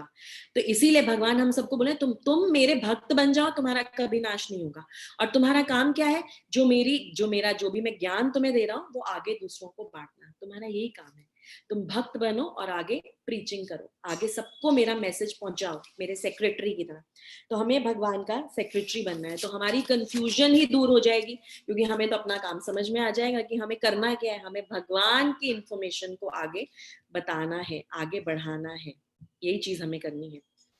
तो समय को देखते हुए मेरे ख्याल से मैं जो चैप्टर 3 है उसको यहीं पे रोकती हूँ, और आगे जो 2 टॉपिक्स पे हमें डिस्कशन करना है वो टॉपिक्स पे डिस्कशन करती हूँ। ये 2 श्लोक हमने किए, दोनों श्लोकों में अर्जुन सवाल पूछ रहे हैं, कंफ्यूज्ड है, मैं क्या करूं। आप कभी बोलते हैं बुद्धि का इस्तेमाल करो, बुद्धि का इस्तेमाल करूंगा तो मुझे लड़ना नहीं है। फिर आप कभी बोलते हैं अपनी ड्यूटी निभाओ, ड्यूटी निभाऊंगा तो मुझे लड़ना पड़ेगा, तो मुझे क्या करना चाहिए। तो इसका जवाब जो है कृष्ण दे रहे हैं। कृष्ण यहाँ पर ये बताएंगे, आगे के श्लोकों में ये बताएंगे कि देखो, तुम अगर अपनी इंद्रियों के हिसाब से चलोगे ना, अपने सेंसेस के हिसाब से चलोगे ना, तो वो तुम्हें उन उन नियमों का तुम पालन करोगे, तुम अपने सेंसेस के हिसाब से चलोगे, जो तुम्हें बताया गया तुम उसका पालन करोगे, तो तुम भ्रमित रह जाओगे, तुम भ्रमित रह जाओगे। क्योंकि कोई तुम्हें बोलेगा कि सोमवार का व्रत रखना चाहिए, अच्छा अच्छी बात है, तो मैं वो व्रत रखता हूँ और मैं किसी का बुरा नहीं करूंगा, मैं वो कार्य करता हूँ। कोई बोलेगा नहीं तुम्हें ट्यूसडे का व्रत रखना चाहिए, हनुमान जी का व्रत रखो, अच्छा मुझे वो रखना चाहिए। पर हमें एक्चुअली तत्व का दर्शन नहीं है कि हम ये व्रत रख क्यों रहे हैं, हम ये जो भी काम कर रहे हैं हम कर क्यों रहे हैं। उस दर्शन के बिना अगर हम ये कार्य करते रहेंगे, जो भी हमने सुना अगर हम वो करते रहेंगे, तो इट इज एक्चुअली लाइक कि हमने एक हनी की बॉटल देखी और हमने उसका पूरा विश्लेषण कर लिया कि अच्छा इसमें क्या क्या है, ये इंग्रेडिएंट्स हैं, अच्छा ये हनी पीने से ये होगा, इसको अलग अलग तरीके से पिया जा सकता है। बस हमने सिर्फ उसको बाहर से ही पढ़ा और समझा, हमने एक्चुअली उस शहद को चखा नहीं। तो ये हम सबके साथ ऐसा हो रहा है। उस शहद को चखने के लिए हमें भगवत गीता सिर्फ पढ़नी ही नहीं पड़ेगी, उसको फॉलो ही सिर्फ नहीं करना पड़ेगा, हमें भगवान की सेवा करनी पड़ेगी। जब तक हम भगवान की सेवा नहीं करेंगे तब तक भगवान की कृपा प्राप्त नहीं होगी, और भगवान की कृपा प्राप्त होने से ही जो भी ज्ञान हमने अर्जित किया है वो हमारे हृदय में उजागर होगा। तो ये भगवान हमें बताना चाह रहे हैं। तो एंड में भगवान बताएंगे यही कि बुद्धि योग या भक्ति योग का इस्तेमाल करो अर्जुन। एक्चुअली ये सीढ़ी है, ये एक सीढ़ी है जहां हम नीचे खड़े हैं और हमें भगवान के पास जाना है, भगवत धाम हमें जाना है इस सीढ़ी में। और इस सीढ़ी में अलग अलग रंग हैं, अलग अलग रंग है जिसके ऊपर हम एक एक पैर रख के आगे जाते हैं। और जो सबसे पहली सीढ़ी है वो है कर्म कांड की, जो हम सब कर्म करते हैं, और फिर कर्म योग, और फिर निष्काम सकाम कर्म योग, और फिर निष्काम कर्म योग, और फिर ज्ञान योग। ऐसे हम इन सीढ़ियों से आगे आगे आगे बढ़ते हैं। अगर हम अपना दिमाग लगा के, अपना लॉजिक लगा के, अपना क्वेश्चंस लगा के, अपना साइंटिफिक माइंड लगा के यही पूछते रहेंगे कि नहीं ये तो जड़ है, ये चेतन है, अच्छा जड़ को छोड़ दो, चेतन को पकड़ो, अच्छा ये मुझे करना चाहिए, ये नहीं करना चाहिए, क्यों करना चाहिए, क्यों नहीं करना चाहिए, अगर हम ऐसे ही इंटेलिजेंटली एनालाइज करने की कोशिश करते रहेंगे तो बहुत समय और बहुत सारे जन्म लग जाएंगे भगवान तक पहुंचने में। भगवान ये बोल रहे हैं शॉर्टकट मेथड ये है कि तुम गुरु परंपरा में गुरुओं से, आचार्यों से सुनो कि भगवान कौन है, कृष्ण है, उसको एक्सेप्ट करो, कृष्णस्तु भगवान स्वयं, उसको एक्सेप्ट करो और भगवान की सेवा करो, फटाफट भगवत धाम की प्राप्ति होगी। तो ये इन शॉर्ट ये इस पूरे चैप्टर में भगवान आगे बताएंगे। अब आगे का जो महत्वपूर्ण विषय है गीता जयंती का, उस पर आपको थोड़ा सा कुछ बताना चाहूंगी ताकि आपको पता चले कि ये गीता जयंती क्यों इतनी इंपॉर्टेंट है। ये गीता जयंती मंथ, जैसे मैंने आपको बोला, आगे की एकादशी जो आएगी मोक्षदा एकादशी, उस दिन भगवान ने गीता का ज्ञान दिया था। आप समझ सकते हैं कितना कितना पावन मंथ है ये। और 5000 साल पहले भगवान ने ज्ञान दिया था। और एक्चुअली ये ज्ञान कैसा है, ज्ञान है थ्रू वॉइस, थ्रू वर्ड्स, वांगमय स्वरूप है, वॉइस के थ्रू ये स्वरूप हमें हमारे तक पहुंचा है। भगवान ने सबसे पहले ये ज्ञान सूर्य देव को दिया था, सूर्य देव ने फिर मनु को दिया, मनु ने इक्ष्वाकु को दिया, और फिर ऐसे गुरु परंपरा में ये ज्ञान हम तक पहुंचा है। कालांतर में जो ज्ञान है छिन्न भिन्न हो गया था, और इसलिए फिर 5000 साल पहले भगवान को फिर वापस आना पड़ा और अर्जुन को ये ज्ञान दिया हम सबके लिए। और सेटिंग, इस पूरी स्टोरी की जो सेटिंग थी वो भगवान ने इतनी परफेक्ट चुनी, कुरुक्षेत्र युद्ध भूमि। हम सब भी तो युद्ध ही लड़ रहे हैं हर रोज सुबह उठ के। क्या आपको वॉरियर जैसा फील नहीं होता है कि आज किससे लड़ना है, आज कौन सी दुविधाओं से लड़ना है, कौन से चैलेंजेस से लड़ना है। और जब रात को सोने जाते हैं तो लगता है कि हाश आज का एक दिन निकल गया, अब कल क्या होगा पता नहीं।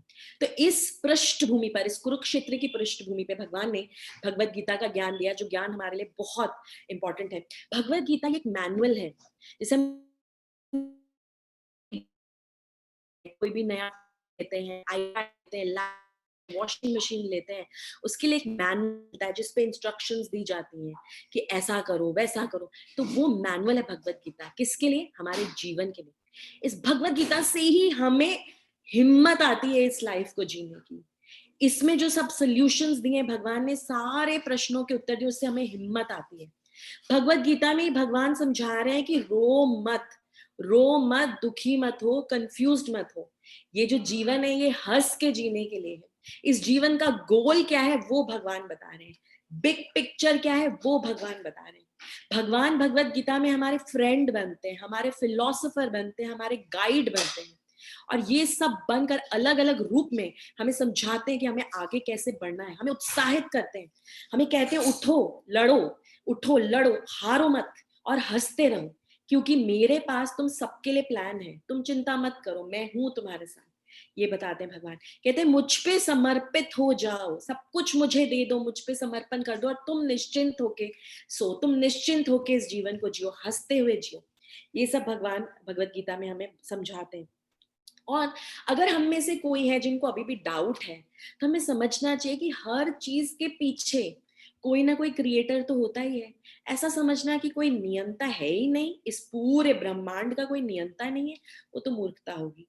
भगवान तो भगवत गीता में खुद बता रहे हैं कि मैं कौन हूं, मैं काल हूं, मैं जल में जो स्वाद है मैं वो हूं। भगवान अपनी बहुत सी क्वालिटीज बता रहे हैं, अपनी बहुत सी विभूतियां बता रहे हैं।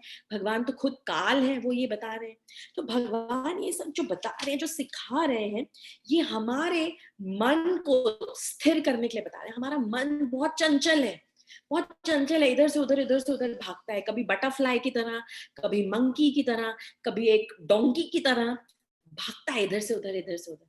तो भगवान अपनी वाणी के थ्रू हमारे मन को स्थिर करने की कोशिश कर रहे हैं और हमें बता रहे हैं कि हमारा गोल क्या है, भगवत धाम की प्राप्ति करना है, ये हमारा गोल है। भगवान ये हमें बता रहे हैं। ये इतना दिव्य साहित्य है भगवत गीता, इतना दिव्य साहित्य है। इसमें जो हिस्टोरियंस हैं, साहित्यकार हैं, उनको बहुत सा साहित्य मिलेगा। जो साइकोलॉजिस्ट हैं, उनको बहुत सी साइकोलॉजी मिलेगी। जो भक्त है, उनको भक्ति का रस मिलेगा।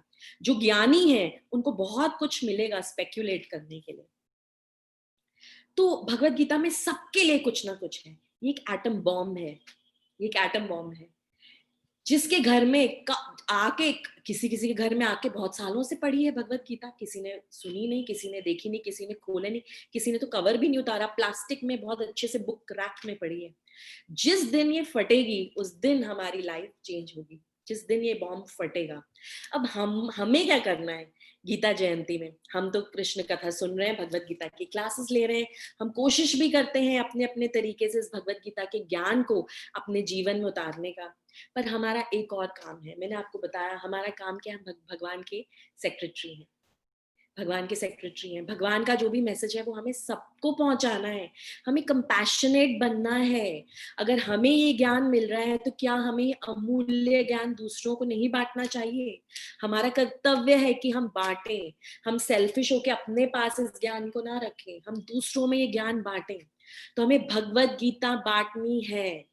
इस गीता जयंती के मंथ में हमें भगवत गीता बांटनी है।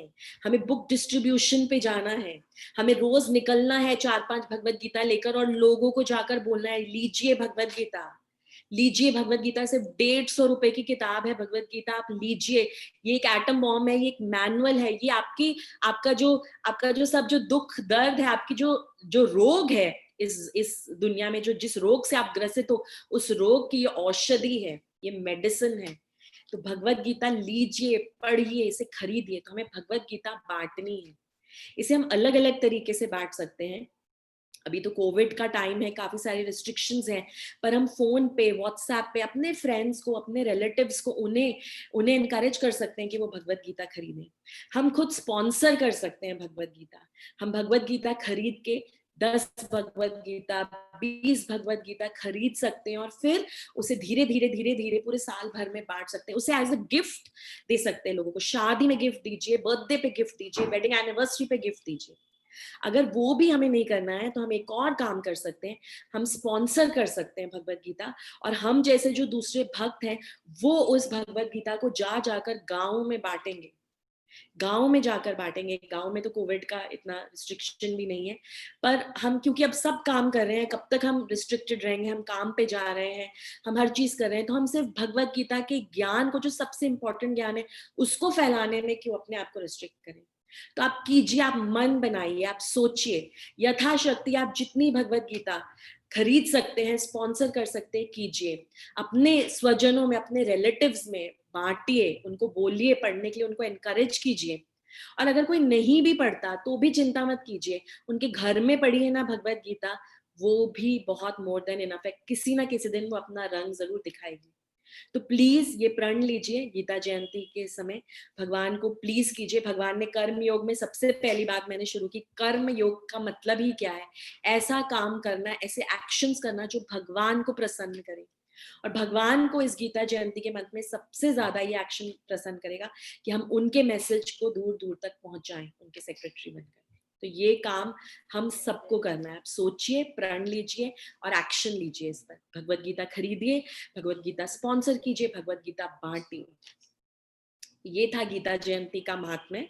और सिर्फ और आपके 5 मिनट लेते हुए मैं कल की एकादशी का महत्व आपको बताऊंगी। कल की जो एकादशी है उसका नाम है उत्पन्ना एकादशी। ये वो एकादशी है, ये वो दिन है मार्ग शीर्ष मंथ में। ये मार्ग शीर्ष मंथ चल रहा है। पिछला महीना था कार्तिक मास और ये है मार्ग शीर्ष मास।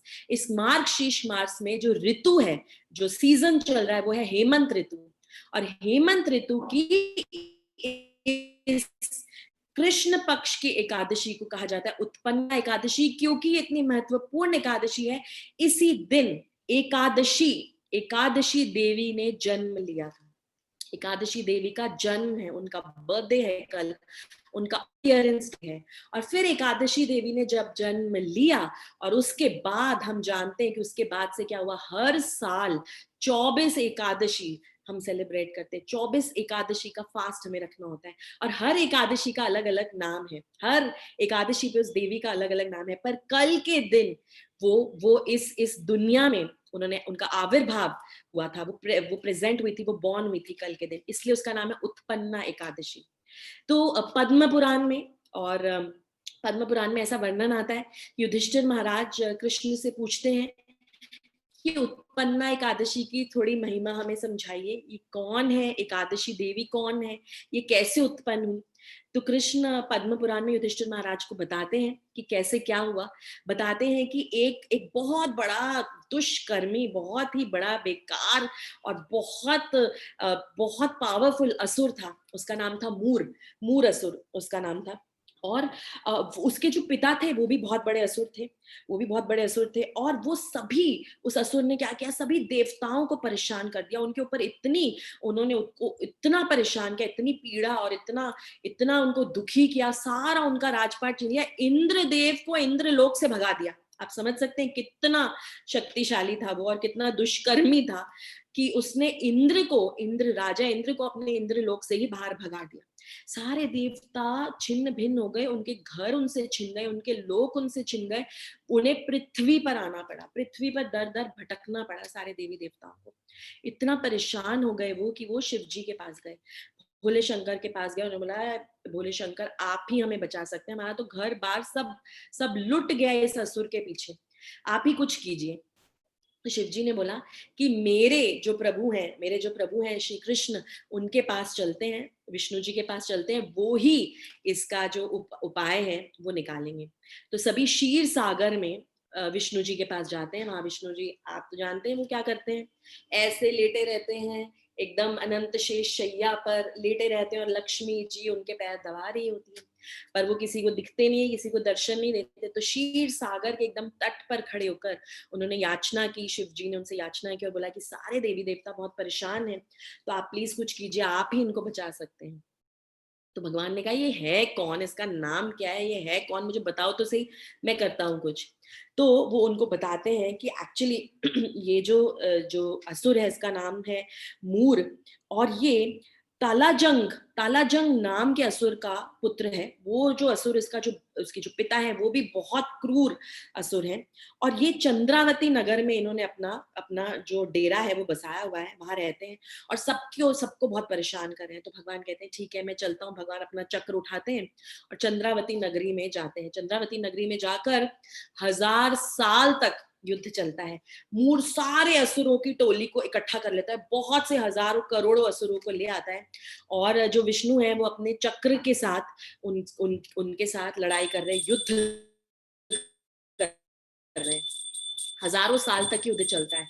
अब ये भगवान की लीला है, भगवान चाहते तो एक क्षण में उस युद्ध को समाप्त कर सकते थे, पर भगवान की लीला है, भगवान तो लीला करने ही आते हैं यहाँ पर, और उन्हीं लीलाओं से हमें प्रसन्न करते हैं, उन्हीं लीलाओं से हमें अट्रैक्ट करते हैं। लीला नहीं होती, लीलाएं नहीं सुनते तो हम कैसे अट्रैक्ट होते भगवान की तरफ, तो भक्ति बहुत ड्राई हो जाती। तो भगवान ने क्या लीला की, हजारों साल तक पहले तो ये युद्ध लड़ा और उसके बाद क्या कहा, भगवान ने कहा, विष्णु ने कहा मैं तो अब हो गया, थक गया हूँ, मैं तो परेशान हो गया 1000 साल से लड़ते लड़ते। तो जाते हैं बद्रिका आश्रम, जाते हैं और कहते हैं ये मेरा विश्राम स्थल है। बद्रिका आश्रम में जाते हैं, वहां एक गुफा में जाते हैं, बहुत लंबी गुफा थी, लंबी गुफा का नाम था सिंहवती। सिंहवती गुफा में जाते हैं, 144 किलोमीटर लंबी गुफा, 12 योजन लंबी गुफा, उस गुफा में जाते हैं और वहां जाके लेट जाते हैं, अपना पीताम्बरी अपने ऊपर ओढ़ लेते हैं और बोलते हैं मैं तो अब यहाँ पे विश्राम करूंगा। जब वो विश्राम वहां कर रहे होते तो मूर तो उनको छोड़ने वाला था नहीं, मूर को तो ये खत्म करना था युद्ध। तो मूर उनके पीछे पीछे आते हैं अपने असुरों को टोली लेकर और उस गुफा में घुस जाते हैं और भगवान विष्णु के पास पहुंच जाते हैं। विष्णु तो एकदम अपनी निद्रा योग में मग्न है। जैसे ही विष्णु के पास पहुंचते हैं, सडनली विष्णु विष्णु भगवान के शरीर में से एक बहुत ही दिव्य ज्योति वाली एक स्त्री का जन्म होता है, जिनके पास सारे अस्त्र शस्त्र होते हैं। वो प्रकट होती है वहां पर, सारे अस्त्रों शस्त्रों के साथ प्रकट होती है और मूर के साथ लड़ाई करनी शुरू कर देती है। मूर के साथ उनका युद्ध चलता है और फिर मूर का वो जो धड़ है, वो एकदम, जो सर है वो एकदम शरीर से, धड़ को शरीर से अलग कर देती है और मूर की मृत्यु हो जाती है। मूर की मृत्यु हो जाने के बाद हमारे जो कृष्ण है वो उठते हैं और बोलते हैं, अरे ये क्या हुआ, ये सब क्या हुआ, मैं तो यहाँ आराम से सो रहा था, ये मूर यहाँ पर गिरा पड़ा है, और हे देवी तुम कौन हो, तुम कहाँ से प्रकट हुई। तो वो देवी बोलती है कि मैं तो आप ही की शक्ति हूँ भगवान, मैं आपके शरीर से ही पैदा हुई हूँ, आपके शरीर से ही निकली हूँ, और आप ही की दासी हूँ मैं, एका दासी, आप ही की एका दासी हूँ मैं, दासी हूँ, एकादशी हूँ। बताती है कि मैं आपकी दासी हूँ। तो भगवान कहते हैं मैं तो तुमसे बहुत प्रसन्न हूँ, तुमने इतना बड़ा कार्य कर दिया, भगवान की लीला है। तो वो बोलती है कि जी मैं तो यही करना चाहती थी, मैं तो आपका आपका आपका आपको इस आपकी सेवा करना चाहती थी।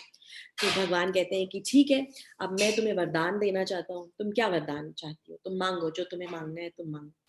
तो जो एकादशी देवी है वो ये कहती है कि भगवान मैं ये चाहती हूँ, एकादशी के दिन, 2 एकादशी आएंगी हर माह में, हर साल में 24 एकादशी आएंगी। एकादशी के दिन जो भी भक्त उपवास करें, उपवास, कहाँ वास करें, आपके पास। उपवास का मतलब है भगवान के पास वास करना, उपवास। तो देवी कहती है कि एकादशी देवी कहती है कि भगवान जो भी एकादशी के दिन उपवास करे, आपके पास रहे, आपका मनन करे, आपका चिंतन करे, आपके बारे में सोचे, ज्यादा टाइम जो है ना खाना वाना बनाने में और कामों में वेस्ट ना करे, प्रजल्प में वेस्ट ना करे, गॉसिप में वेस्ट ना करे, टीवी देखने में वेस्ट ना करे, नेटफ्लिक्स में वेस्ट ना करे। जो भी ऐसे जो भी भक्त होंगे जो एकादशी के दिन इस सब चीजों में अपना टाइम वेस्ट नहीं करेंगे, पर आपके पास रहेंगे, कम खाएंगे, कम खाना पकाएंगे, कम प्रसाद पकाएंगे, एकादशी में थोड़ा सा खा के आपके पास रहेंगे और आपका मनन चिंतन करेंगे, उन्हें मैं भक्ति प्रदान करूंगी। तो मुझे भक्ति प्रदायिनी देवी आप बना दीजिए, मैं उन सबको भक्ति प्रदान करूंगी ताकि वो सब एकादशी का व्रत रखकर, एकादशी का उपवास करके आपके पास रहकर आपके धाम को प्राप्त हो जाएंगे। हमारे भगवान तो भक्त वत्सल हैं, भक्तों के लिए सब कुछ करने के लिए तैयार है। उन्हें गुस्सा भी तब आया जब मूर के प्रति उन्हें गुस्सा इसलिए आया क्योंकि मूर किसको परेशान कर रहा था, उनके भक्तों को परेशान कर रहा था, इसीलिए वो चक्र उठा के चल पड़े। तो अपने भक्तों के लिए तो भगवान कुछ भी करेंगे। तो उन्होंने कहा ठीक है, मेरे सारे भक्त मेरे पास वापस आ जाएंगे, यहाँ पे तड़पेंगे नहीं, तो तुम्हें मैं भक्ति प्रदायिनी देवी बना देता हूँ।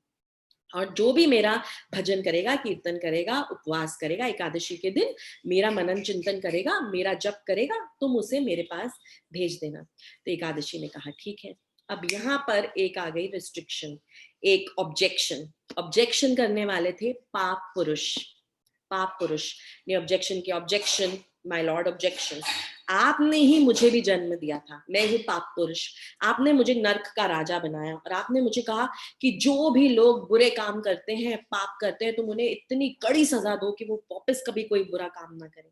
तो मेरा काम तो है उन सभी बुरे काम करने वाले लोगों को सजा देना। अब एकादशी वाले दिन सारे लोग आपके पास रहेंगे, आपका नाम लेंगे, सभी भक्त बन जाएंगे। मैं तो जॉबलेस हो गया, मेरे पास तो कोई काम ही नहीं रहा, फिर मैं किस चीज का राजा हूँ, फिर नर्क में तो कोई आएगा ही नहीं। तो ये चीज तो सही नहीं है। आपने एकादशी देवी को तो जन्म दिया, आपने मुझे भी जन्म दिया, आप मेरा भी उद्धार कीजिए। तो फिर भगवान ने कहा ठीक है, तो तुम क्या चाहते हो पाप पुरुष, मैं तुम्हें भी खुश कर दूंगा। तो पाप पुरुष ने कहा कि देखिए, हर एकादशी के दिन मैं अनाज में जाकर बस जाऊंगा, मैं अनाज में जाकर बस जाऊंगा। तो हर एकादशी के दिन जो भी जितना भी अच्छा पुण्य कर्म करे, आपका नाम ले, आपका जप ले, आपके पास रहे, आपका चिंतन करे, पर अगर वो इंसान, अगर वो भक्त, अगर वो इंसान अनाज खाएगा, ग्रेन्स और पल्सेस, अगर वो इंसान अनाज खाएगा तो वो मुझे खा लेगा, पाप पाप को खा लेगा। तो पाप पुरुष ने ये वरदान मांगा, भगवान ने वो वरदान दे दिया। इसीलिए एकादशी के दिन हमें बिल्कुल अनाज ग्रहण नहीं करना है। अगर हम अनाज खाएंगे, याद रखिएगा, अब से अनाज जैसे ही आपने मुंह में डाला, आपने पाप को मुंह में डाल लिया। तो अनाज मत खाइए एकादशी के दिन। बहुत सी वैरायटी है जो आप खा सकते हैं एकादशी के दिन, बहुत सी वैरायटी। आप फीस्ट कर सकते हैं, फीस्ट कर सकते हैं। साबूदाना, आलू, पनीर, सारे फ्रूट्स, ड्राई फ्रूट्स, दूध की बनी हुई आइटम्स, और सब्जियों में गाजर, लौकी, फूल गोभी, ये सारी आइटम्स आप खा सकते हैं। राजगिरे का आटा, सिंघाड़े का आटा, ये जो सारे आटे ये ग्रेन्स के नहीं बने हैं, तो इस आटे को आप ग्रहण कर सकते हैं। पर गेहूं का आटा, दालें और चावल बिल्कुल नहीं, एकादशी के दिन मत खाइए। पाप को अपने मुंह में स्वयं मत डालिए। आपको ये इन्फॉर्मेशन मिल रही है तो प्लीज इसका ध्यान रखिए। तो एकादशी कौन है? भक्ति प्रदायिनी देवी है। आप उपवास करें, भगवान के साथ रहें हर एकादशी को, तो आपको भगवत धाम की प्राप्ति हो सकती है। और पाप पुरुष ने क्या वरदान मांगा? अगर आप अनाज खाएंगे तो आप पाप खाएंगे, तो ऐसा मत कीजिएगा। अब इसमें एक कैच है, जैसे हम एग्जाम्स में पेपर सेट करते हैं ना, कई पेपर में रॉन्ग हो गया 0 मार्क्स, ठीक हो गया फुल मार्क्स, पर कई क्वेश्चंस होते हैं जिसमें नेगेटिव मार्किंग होती है। ये जो एकादशी है ना, ये नेगेटिव मार्किंग वाला दिन है। आपने अगर शिवरात्रि का व्रत रखा, नहीं रखा, ओके, बैलेंस्ड, रखा अच्छी बात है, नहीं रखा कोई बात नहीं। आपने नवरात्रि का व्रत रखा, ओके वेरी गुड, नहीं रखा, ओके कोई बात नहीं, आपको नेगेटिव मार्क्स नहीं मिल रहे। पर एकादशी के अगर आपने नहीं रखा, व्रत नहीं रखा मतलब व्रत का मतलब आइडियल व्रत है निर्जला, आप कुछ ना खाएं कुछ ना पिए। बट अगर आप वो नहीं कर सकते तो सजला, पानी के साथ, जूसेस के साथ, छाछ, लिक्विड्स, दूध के साथ व्रत रखें। वो उसमें भी अगर आपको रिलैक्सेशन चाहिए तो फ्रूट्स के साथ व्रत रखें। उसमें भी आपको रिलैक्सेशन चाहिए तो मैंने अभी आपको इतनी लंबी लिस्ट बताई, आप इतनी सारी चीजें बना के खा सकते हैं। अगर ये सब करते हैं तो ठीक है, बट जैसे ही आपने अनाज, ग्रेन्स, राइस मुंह में डाला, नेगेटिव मार्किंग, आपके सारे जो पुण्य है क्रॉस, 0 माइनस में आपके मार्क्स हो जाएंगे। तो याद रखिए, it's not very difficult, easy है। बहुत सी आइटम्स बन सकती हैं, खा सकते हैं आप, पर भगवान के पास रहिए, भगवान के साथ रहिए एकादशी के दिन। प्रजल्प, गॉसिप, टीवी, नेटफ्लिक्स त्याग दीजिए एक दिन के लिए। भगवान की कथा, भगवान के भजन कीर्तन, उनको सुनिए, उनके बारे में सोचिए, उनकी कथाएं सुनिए। और अनाज, ग्रेन्स, राइस, बिग नो, बिल्कुल नहीं, बिल्कुल मत खाइएगा। एकादशी को माधव तिथि भी कहा गया है। माधव तिथि भक्ति जननी, भक्ति की जननी है। भक्ति प्रोड्यूस करती है आपके अंदर, भक्ति को जन्म देती है, और माधव तिथि है, माधव की तिथि है। एक दिन, 2 दिन महीने में तो हम अपने अपने भगवान के लिए कर ही सकते हैं। और यतन पालन करी, भगवान कहते हैं, भक्ति विनोद ठाकुर कहते हैं, हमारे आचार्य कहते हैं, माधव तिथि भक्ति जननी यतन पालन करी। बहुत यतन से इसका पालन कीजिए, बहुत यतन से पालन कीजिए। भगवान को प्यार से याद कीजिए, प्रेम से याद कीजिए, और भगवान आपको अपने साथ, वो तो प्यार के भूखे हैं, आप जैसे ही उनके साथ प्रेम भरी नजरों से देखते भी है ना, वो आपको खींच लेते हैं अपनी तरफ, वो खींच लेते हैं।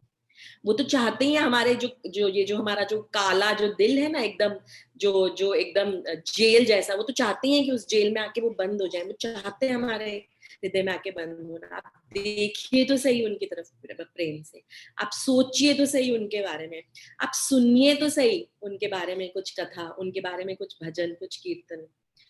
और एकादशी का व्रत जरूर रखना है, उपवास करना है। कल उत्पन्ना एकादशी है। 100 अश्वमेघ यज्ञ करने से जो पुण्य प्राप्त होगा ना, वो आपको एक उत्पन्ना एकादशी का व्रत पालन करने से यज्ञ प्राप्त होगा। कहाँ इतना डिस्काउंट मिलेगा?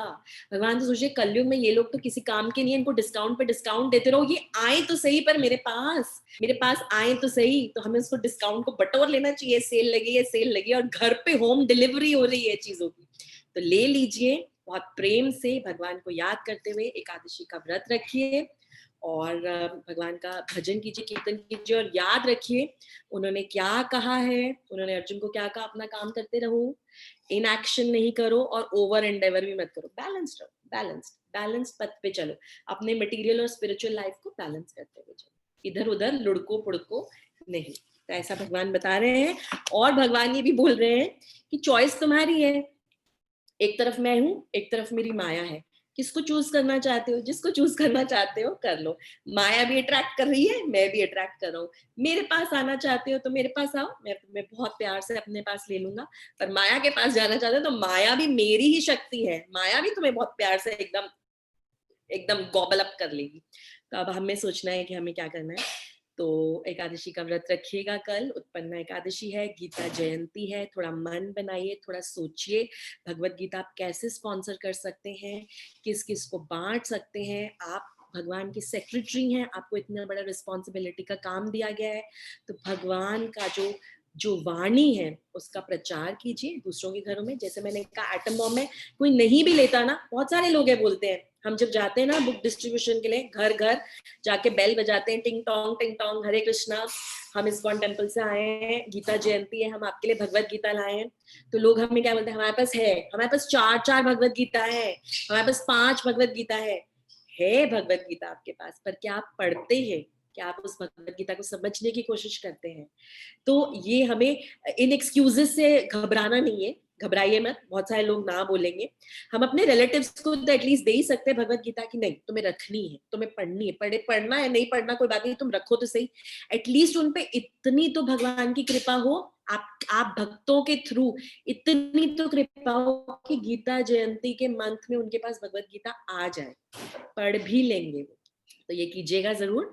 और फिर मिलेंगे हम अगले हफ्ते, और ये जो चैप्टर है अपना कर्मयोग का आगे बढ़ाएंगे। कोई प्रश्न हो तो आप जरूर पूछ सकते हैं। वैसे थोड़ा सा लंबा हो गया है सेशन, तो आपका ज्यादा टाइम नहीं लूंगी, अपनी वाणी को विराम देती हूँ। कुछ भी मैंने गलत कहा हो तो प्लीज मुझे माफ कीजिएगा, उसके लिए क्षमा कीजिएगा।